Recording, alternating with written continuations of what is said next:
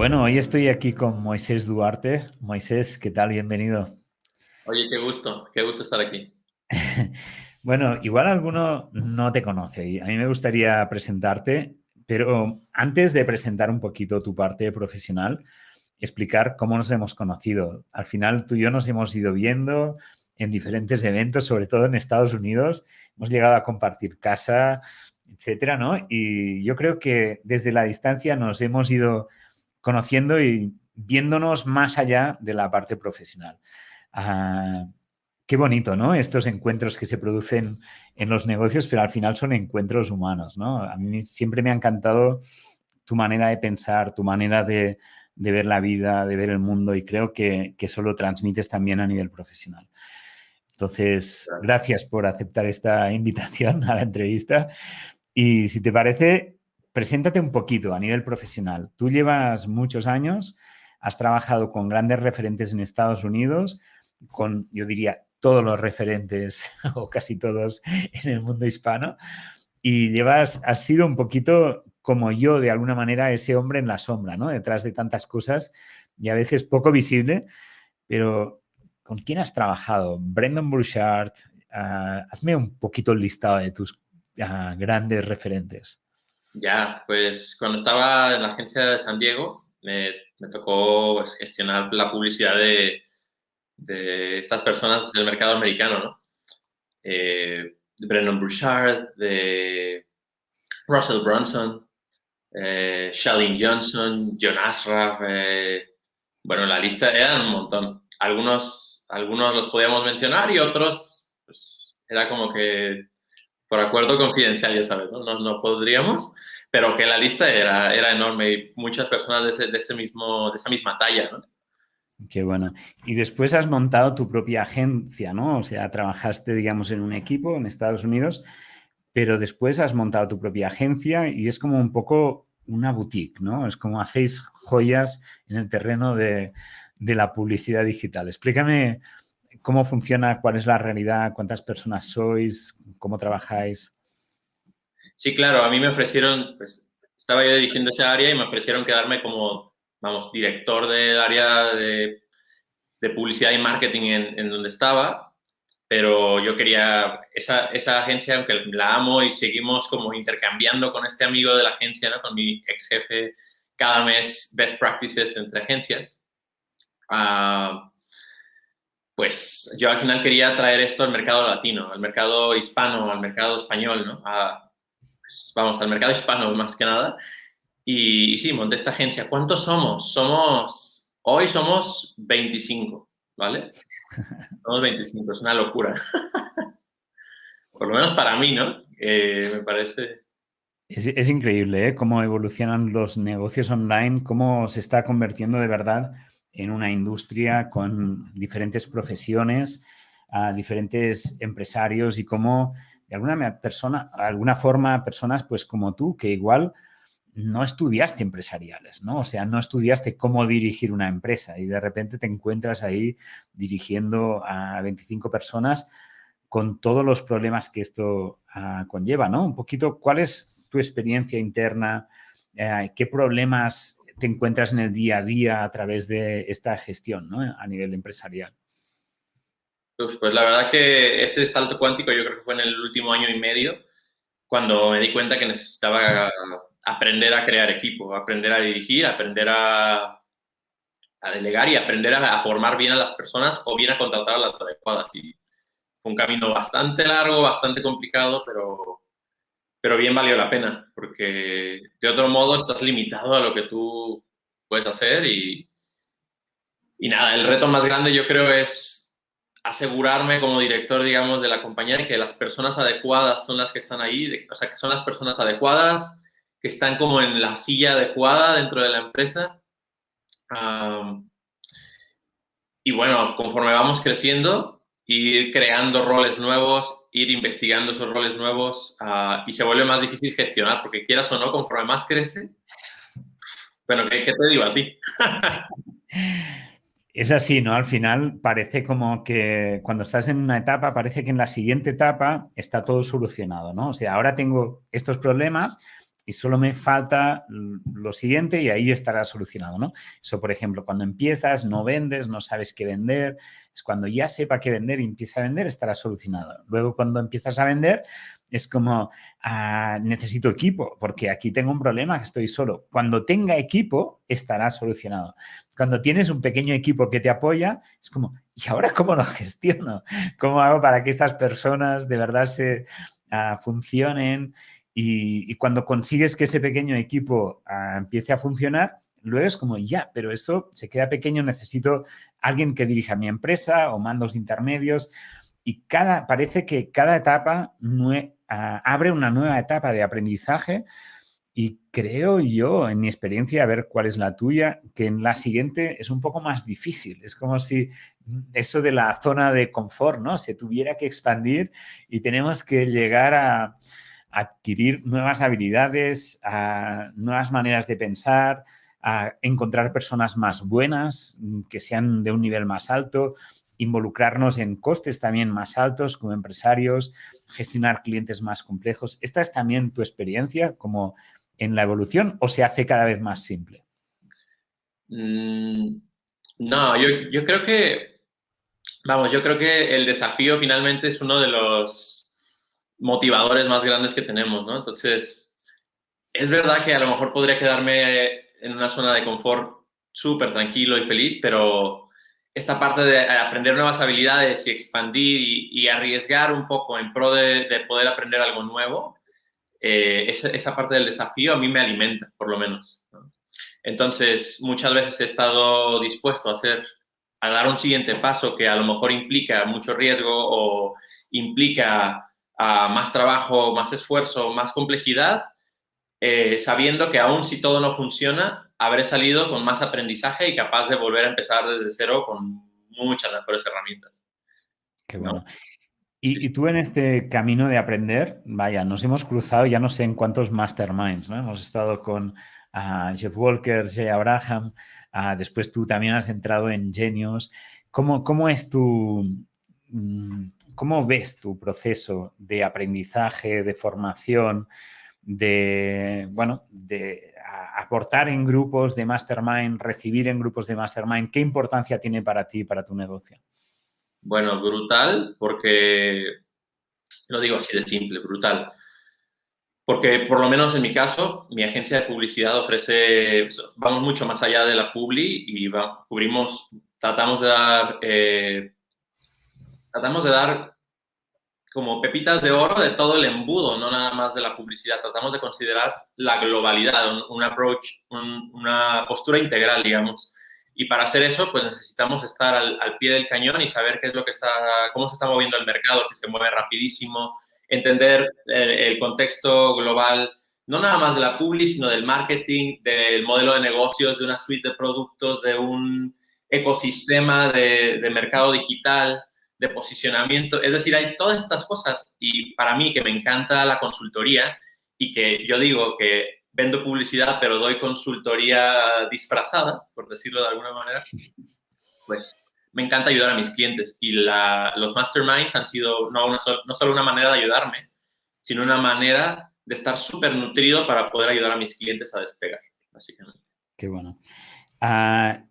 Tú llegaste un día a no sé dónde, en una página web del programa Lanza, que creo que esa web estaba cerrada, que no se podía comprar, el programa estaba cerrado y no sé cómo te colaste y compraste el programa Lanza y además tú y yo ya nos conocíamos y no me dijiste nada, compraste directamente el programa Lanza y a mí me dijeron, hay alguien, el programa está cerrado, pero hay alguien que ha conseguido pagar. Explícame un poquito cómo fue esa locura. Mira, Miquel, yo he estudiado muchísimo, me encanta aprender, yo creo que una de las cosas que más me fascina y soy un loco devorador de libros y cursos, ¿no? Y había estudiado, yo creo que todos los americanos que te puedas imaginar, si no he trabajado con ellos, he estudiado todos sus cursos también, porque sabía lo buenos que eran. Y de todas maneras, después de comerme 20 cursos de Brandon y todos los de Digital Marketing, todos estos super cracks, había algo que no encajaba y es que en mi mercado hay unas cosas muy particulares que cada experto de cada mercado hace mejor. Y hubo un punto en el que yo no lograba dar un salto en mi negocio, o sea, estaba yo atascado y dije, es que no logro, no sé qué me falta, ya estudié todo esto y no encuentro algo me falta. Y de repente estaba yo creo que en la noche dándole vueltas en la cama sin poder dormir y yo creo que fue como a las 2 de la mañana o una cosa así, que me desperté, una como epifanía rarísima y pensé, a ver, ¿quién es la persona que ha hecho en el mercado hispano más saltos cuánticos o que ha ayudado a otras personas a dar más saltos cuánticos? Y empecé a pensar en todos los referentes y en todas las personas que habían hecho, yo que sé, los lanzamientos de 1 millón, ¿no? Dije, Miquel cruzó la barrera del $1.000.000, pero también ayudó a muchas personas a cruzar la barrera del $1.000.000. Ayudó a Roberto, que ahora Roberto Gamboa, que está en un nicho similar al mío, que de alguna manera lo considero un colaborador que ha hecho las cosas grandiosas. También mira el gran negocio que ha montado, ¿no? Y de repente dije, pues claro, Miquel ha sido el mentor que les ha ayudado a dar ese salto. No sé qué es eso que me falta, pero si alguien lo sabe, es Miquel.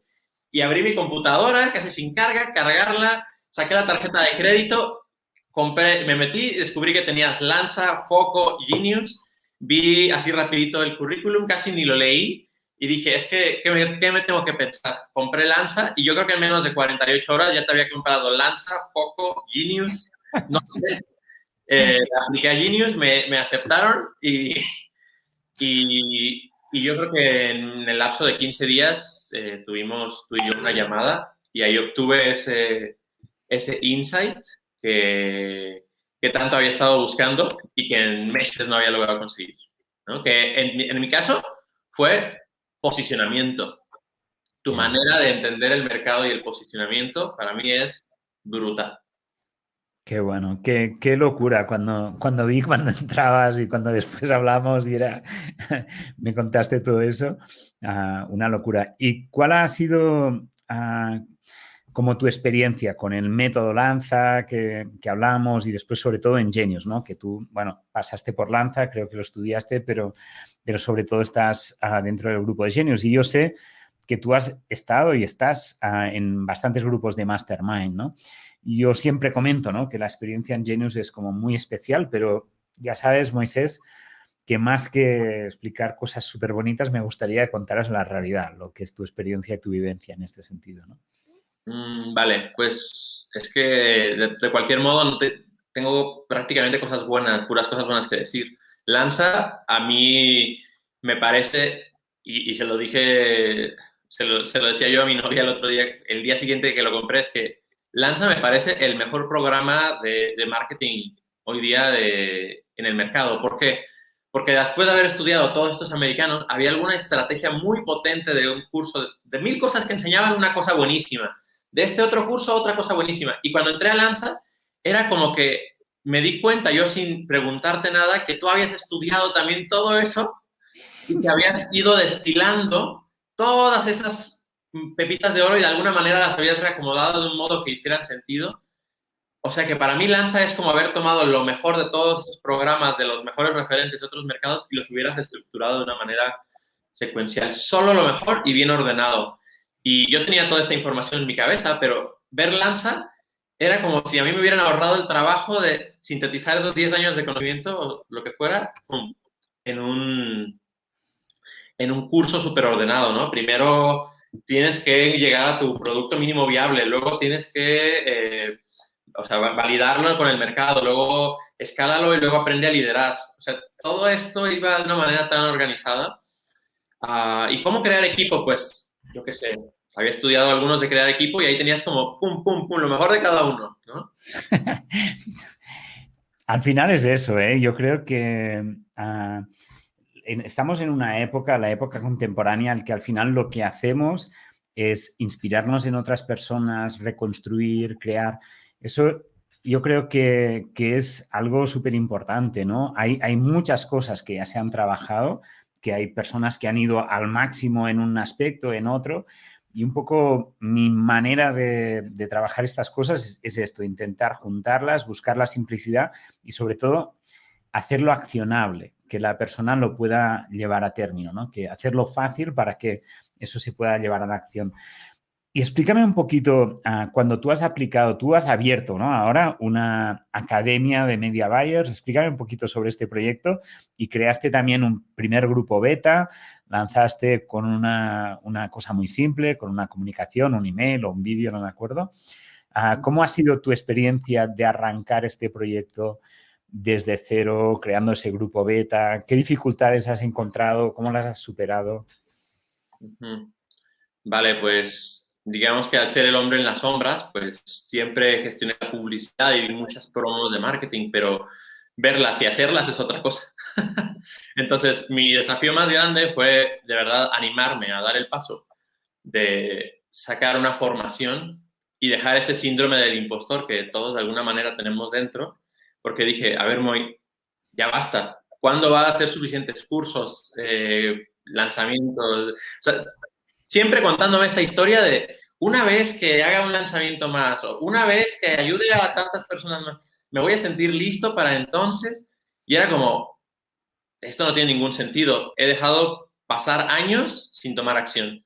Y, y nada, pues una vez que me decidí a hacer eso, me costó muchísimo trabajo y para ser honesto, me fue más fácil crear equipo, formarlos a ellos y pedirles que ellos hicieran, estructuraran el marketing para esta promo, que hacerlo yo mismo. Esa fue la solución que a mí me terminó funcionando, porque yo no lograba verme a mí mismo como formador, siendo honesto, ¿vale?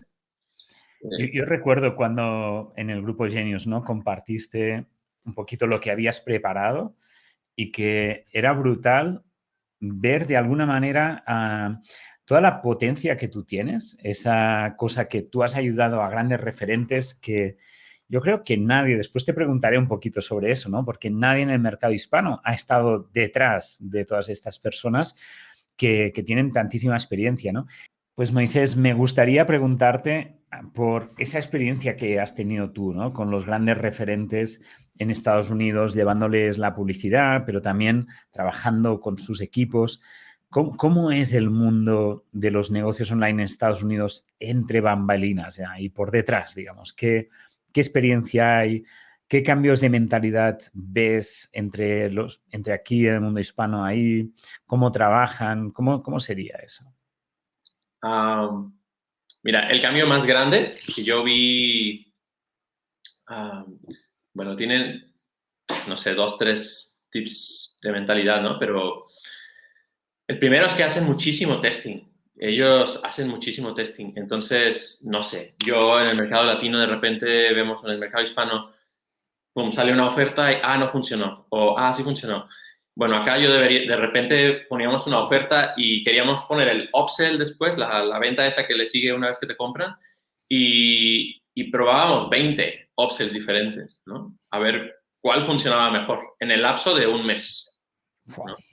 O sea que era rapidísimo el ritmo de testing y no había ningún apego a esas ofertas, ¿no? No es como, Yeah. no, es que yo creo que sí puede funcionar, no.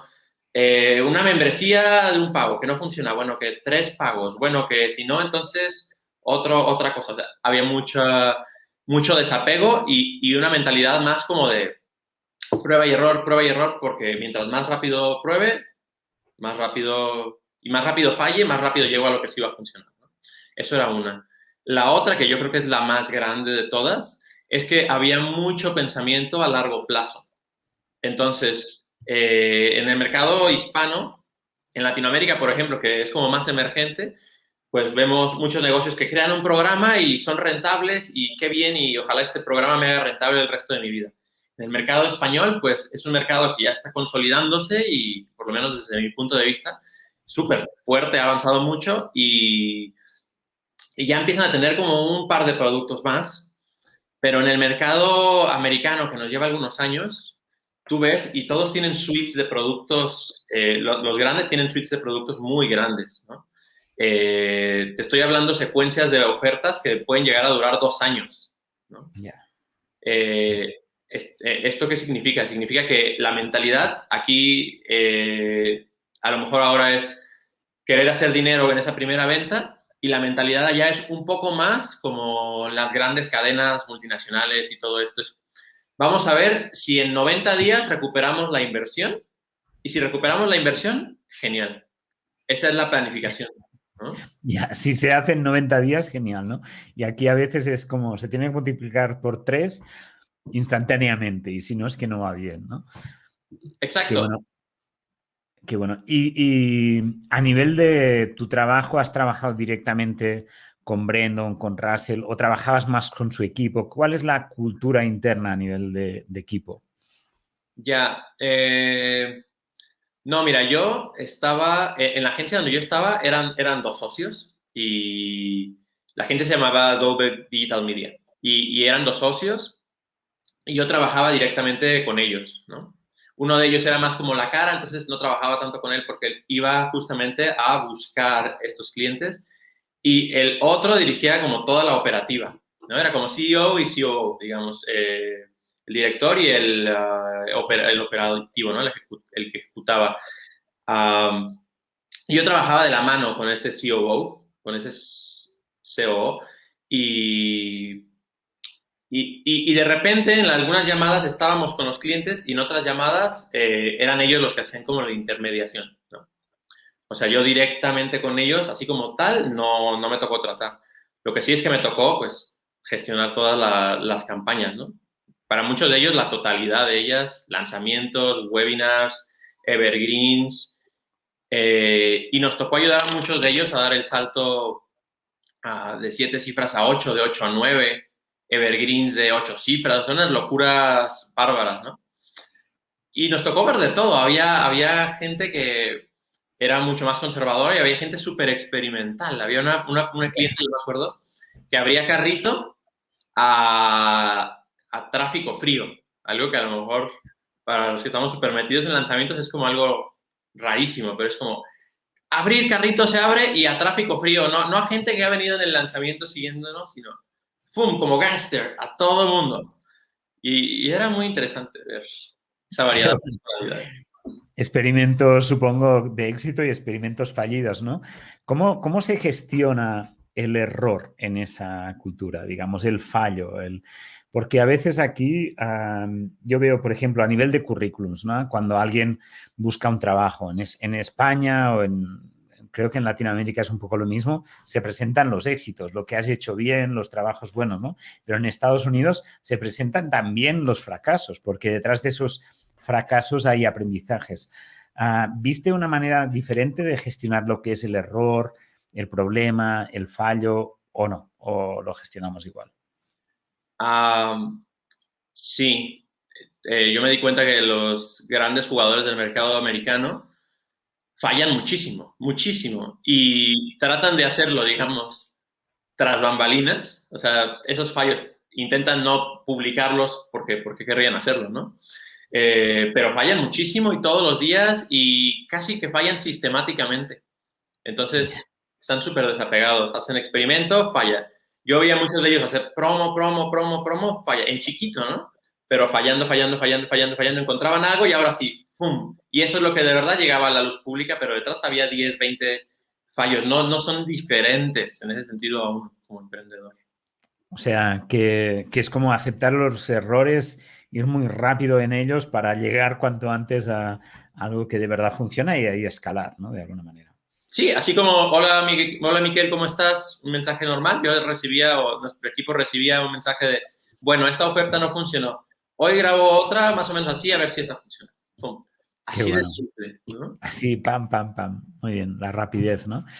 Súper. Oye, cuando miramos la publicidad en Internet está evolucionando mucho y de alguna manera mi percepción, como mínimo, tú conoces más sin duda, es que se está poniendo cada vez más difícil, ¿no? Hay un montón de sistemas que la privacidad, o sea, todos los compliance, ¿no? De Facebook, por ejemplo, se están poniendo cada vez más difíciles.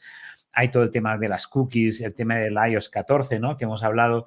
¿Cuál es tu experiencia y cómo ves el futuro de la publicidad online? Vale, pues de entrada las ventanas de medición se están acortando, ¿no?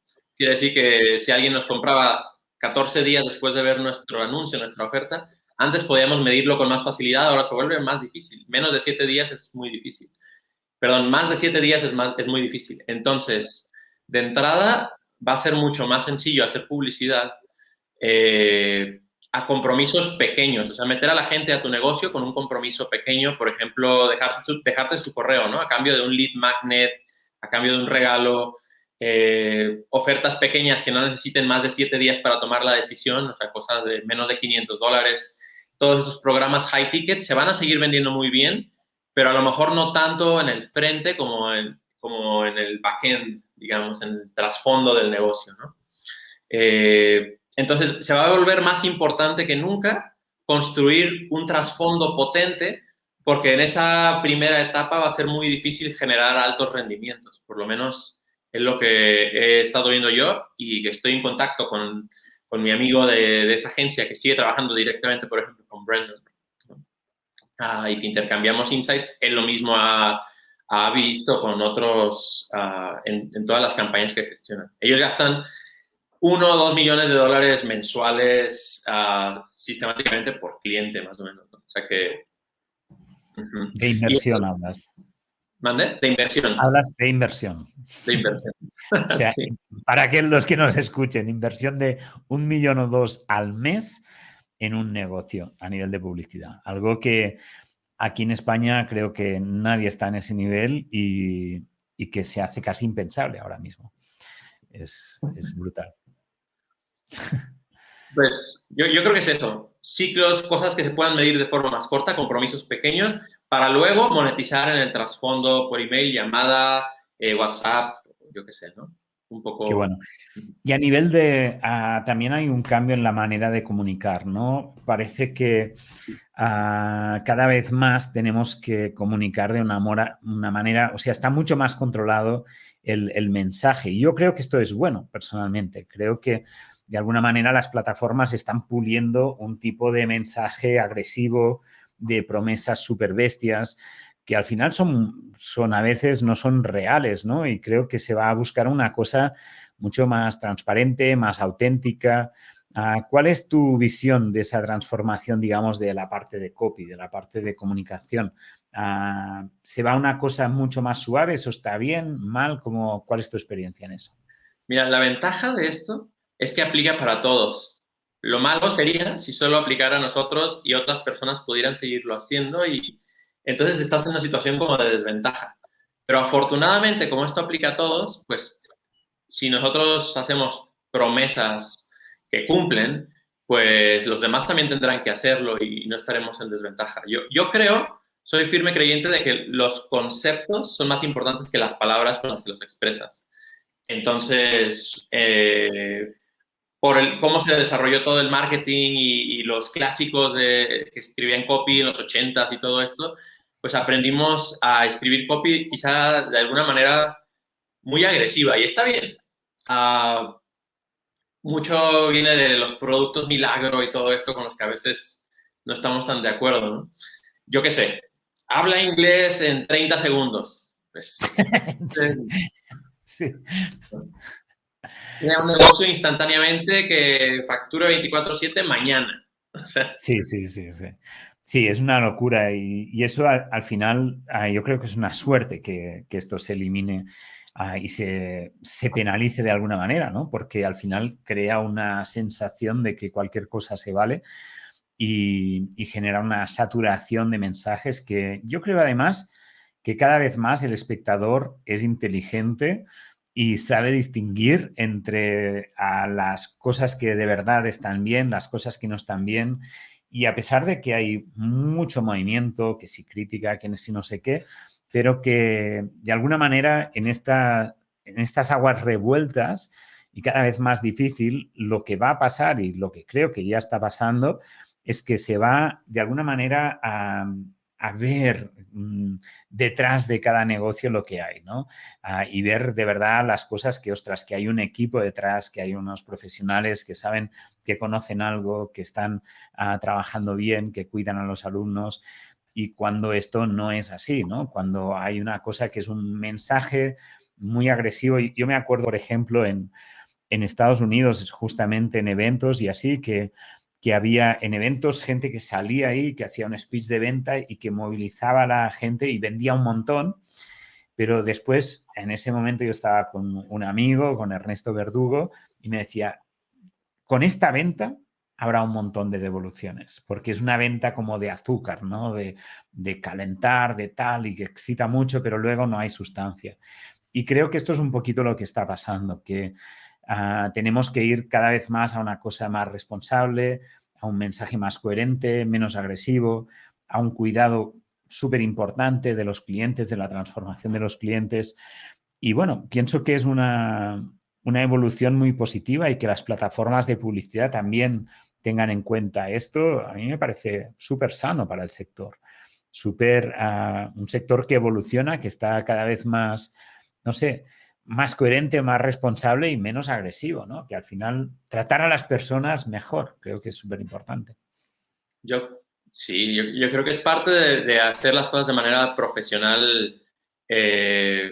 Por lo menos, mira, la honestidad, la ética, transparencia, llámale como tú quieras, es para mí, por muchas razones personales, uno de los valores más importantes en mi vida, ¿no? Y tú lo has visto, soy a veces demasiado transparente, es muy raro. Y no tengo data para respaldar esto, pero yo soy fiel creyente de que una postura transparente de marketing es más potente, por lo menos a largo plazo, y más duradera que una postura de azúcar, como lo has llamado tú.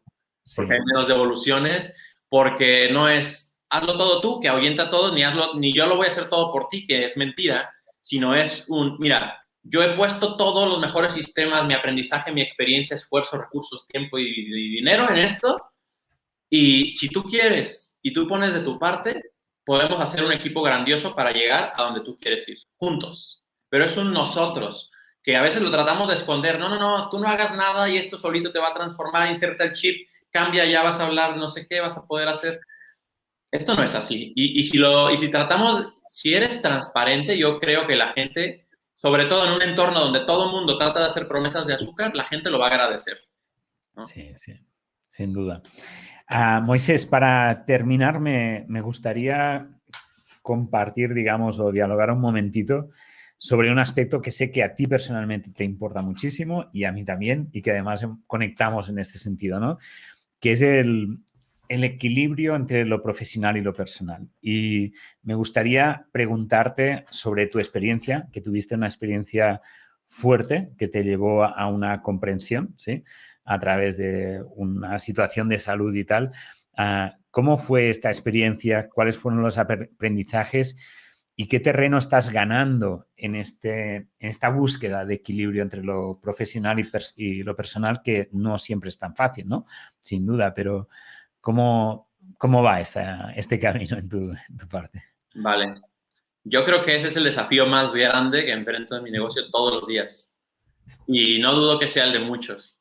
Eh, Francamente, de hecho, creo que el negocio es una extensión de nosotros como persona y que, aunque nosotros estamos persiguiendo una meta con el negocio, en realidad el negocio funge una función casi espiritual de ayudarnos a encontrarnos a nosotros mismos y aprender ciertas lecciones personales. Entonces, ese desafío que tú hablas lo vivo todos los días porque vivimos en una cultura donde pareciera que fuéramos eternos, ¿no? Pareciera que fuéramos a vivir para siempre y entonces la meta principal que está por encima de todas las demás es cuántos ceros más, cuándo se llega al famoso al millón, ¿no? Ya es casi hasta una cosa establecida en el mercado y a los 10 millones y a los no sé qué. Y hay como metas muy claras que nos sacamos de la manga a las cuales hay que llegar. Y todo esto lo comunican los mensajes de marketing, la publicidad, lo vemos en este ecosistema y estamos bombardeados todo el día de hay que lograr, hay que agregar ceros, hay que no sé qué. Y vale, que eso es importante, no estoy diciendo que no, pero si eso se vuelve el objetivo primordial de tu vida, que es muy fácil que eso suceda, de repente nunca va a tener fin porque ceros le puedes agregar los que tú quieras. Yo veo, ¿no? Vemos a Amazon, vemos a estas compañías, ¿cuántos ceros le siguen agregando y le siguen agregando ceros? Y a veces eso, según la personalidad de cada uno, puede traer retos. En mi caso, hacerme no sentirme suficiente, sentir que todavía no he llegado a donde debo llegar, que estoy haciendo las cosas muy lento, que una vez llegue voy a ser feliz y yo creo que se trata de disfrutar y de que el dinero y el negocio sean un instrumento tuyo, o sea, son instrumentos. Cuando ellos te poseen a ti, dejan de ser instrumentos, yo creo. Qué bueno. Es sin duda un equilibrio difícil, ¿no? Al final, si nos regimos en cosas tan poco reales, ¿no? Como estos números, como facturación, etcétera, ¿no?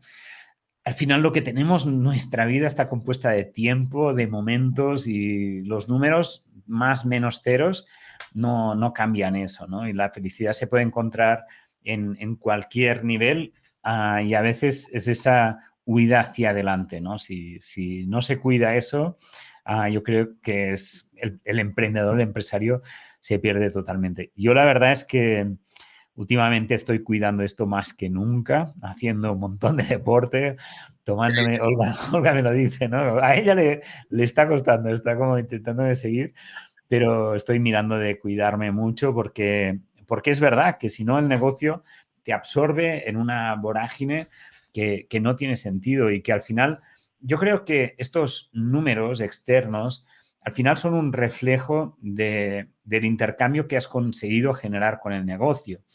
Pero ese intercambio de aportación de valor, y que también recibes, obviamente, si eso va en contra de tu propia vida, de tu propio tiempo, de tu propia tranquilidad, del dormir bien, del cuidarte, del estar dedicando el tiempo a lo que quieres en cada momento, ¿no? Y no sentirte con la presión, si es esa factura, realmente no merece la pena pagarla. Yo creo aquí, no sé tu opinión, pero yo veo a veces empresarios como Elon Musk, por ejemplo, que es brutal lo que trabaja y la apuesta que hace a nivel personal, que deja su vida realmente y que duerme ahí en la fábrica y que dice, ¿no? O sea, yo trabajaré más que mi competencia y tal.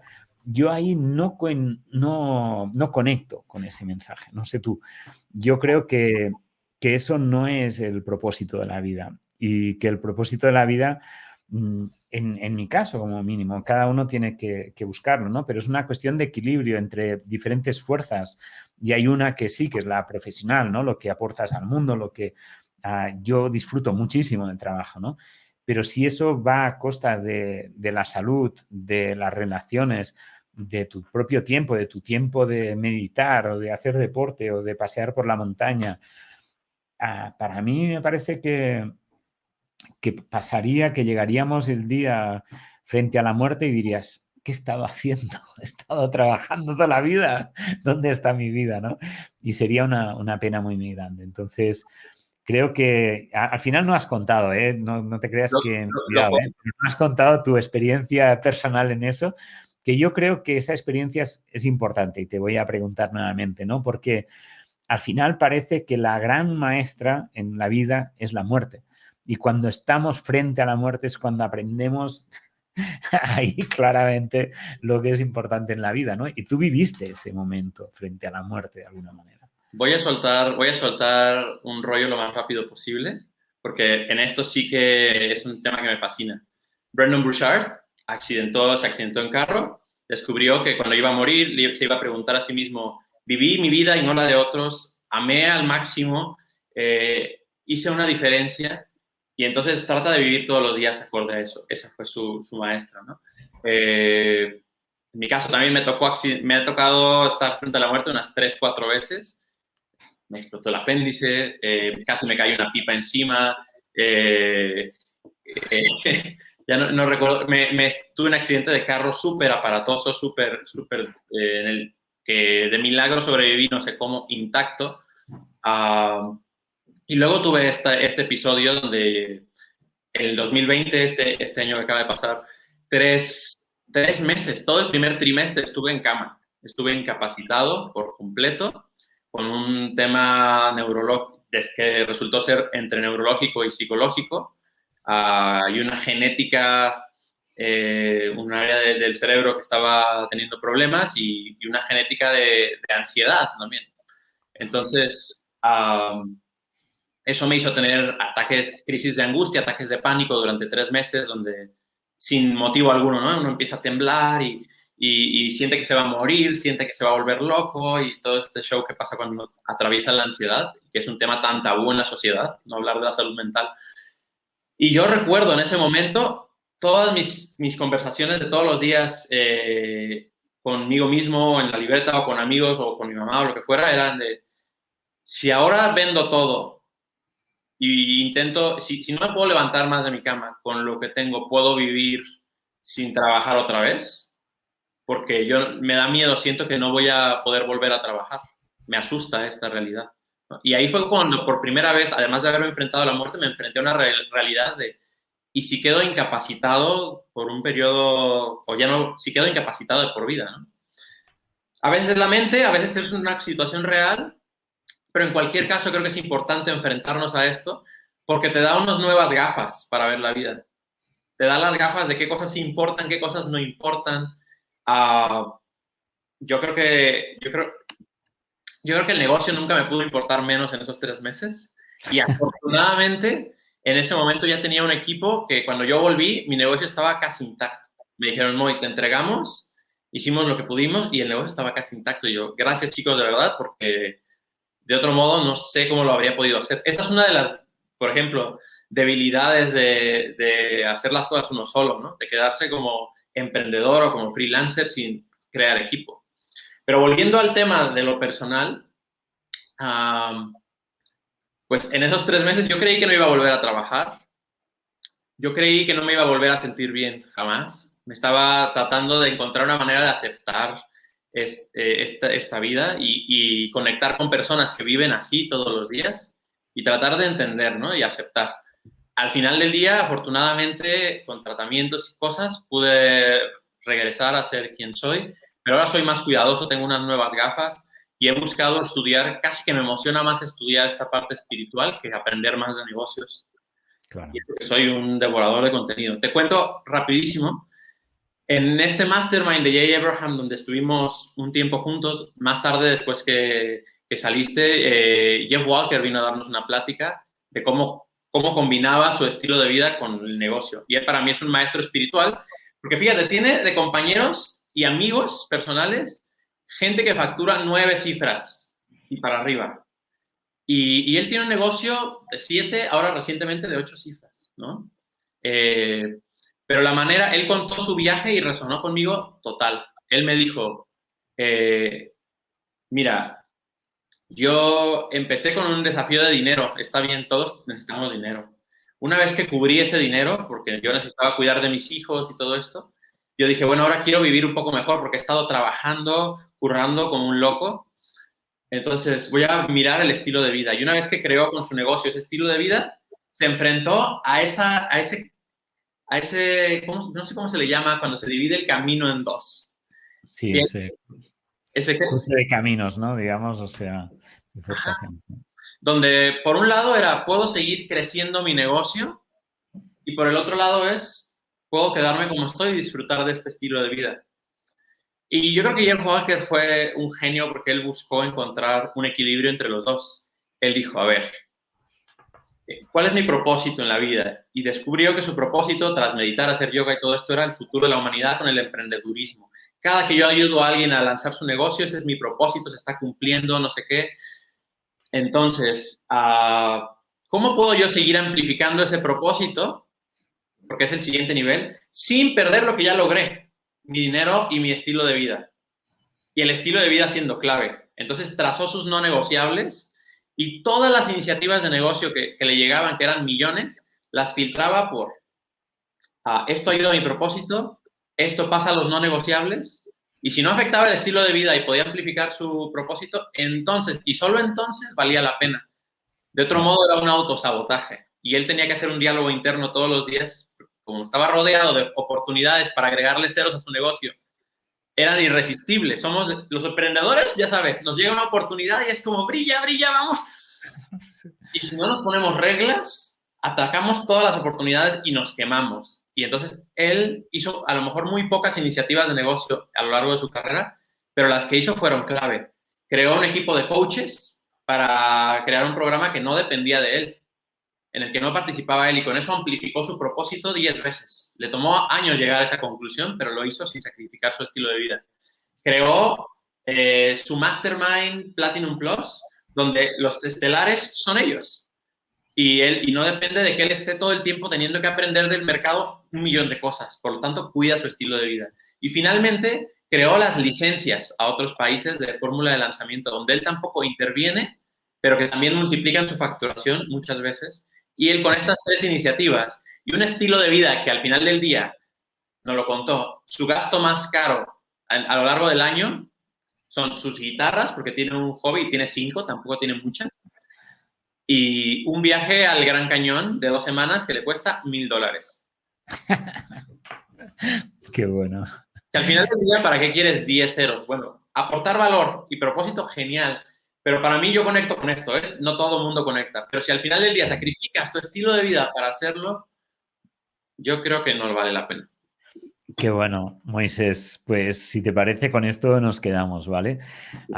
Encontrar ese equilibrio entre lo profesional y lo personal y bueno, yo creo que es una búsqueda constante que hay que siempre mantener ahí la mirada, ¿no? Con esos no negociables para que no se nos escape. Bueno, muchísimas gracias, Moisés, de verdad. Ha sido un placer, de verdad, estar un ratito contigo. Gracias por invitarme. Pues nada, lo dejamos aquí, que dentro de nada tendremos un directo ahí en YouTube y nada, nos vemos muy pronto, ¿vale, Moisés? Fantástico. Te mando un abrazo, Miquel. Bye. Chao.